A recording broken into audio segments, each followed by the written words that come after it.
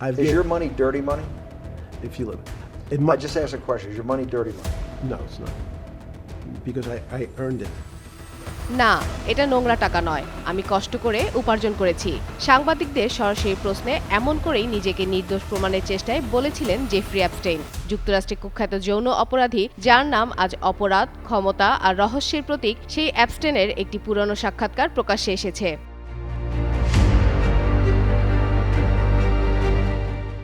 ভিডিওতে দেখা যায় সাক্ষাৎকারে অ্যাপস্টেইনের সামনে একের পর এক কঠিন প্রশ্ন ছুড়ে দেয় সাংবাদিক। কিভাবে তার বিপুল সম্পদের জন্ম হলো, কারা ছিল তার ক্লায়েন্ট, কেন তিনি সবসময় ক্ষমতাবান ও ধনীদের কাছাকাছি থাকতেন, তার বিপুল সম্পদ কি নোংরা টাকা থেকে এসেছে, অর্থাৎ অবৈধ কাজ, ব্ল্যাকমেইল কিংবা ক্ষমতাবানদের গোপন দুর্বলতা কাজে লাগিয়ে তিনি কি এই অর্থ উপার্জন করেছেন। প্রশ্নগুলো প্রথমে স্পষ্ট অস্বস্তিতে ফেলে দেয় অ্যাপস্টেইনকে। পরে জবাবে তিনি বলেন তার আয় পুরোপুরি বৈধ এবং ধনী ক্লায়েন্টদের আর্থিক পরামর্শ দিয়েই তিনি এই অর্থ অর্জন করেছেন।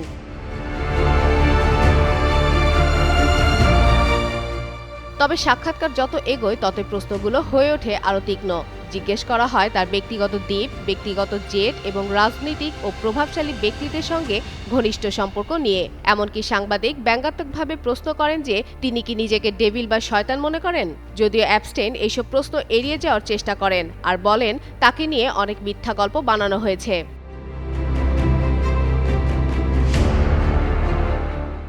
তবে সাক্ষাৎকারের বাইরের বাস্তবতা ছিল ভয়াবহ। অ্যাপস্টেইনের বিরুদ্ধে অপ্রাপ্তবয়স্ক মেয়েদের যৌন নিপীড়ন, পাচার এবং ক্ষমতাবানদের ব্ল্যাকমেইলের অভিযোগ উঠে আসে। একাধিক ভুক্তভোগীর অভিযোগ ও আদালতের নথিতে তার কুকীর্তির ভয়াবহ চিত্র ধরা পড়ে।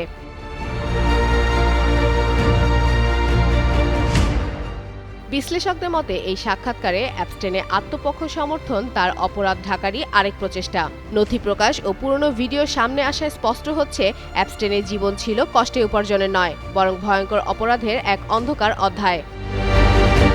ফাতেমা ফাতেহ জান, যুগান্তর নিউজ।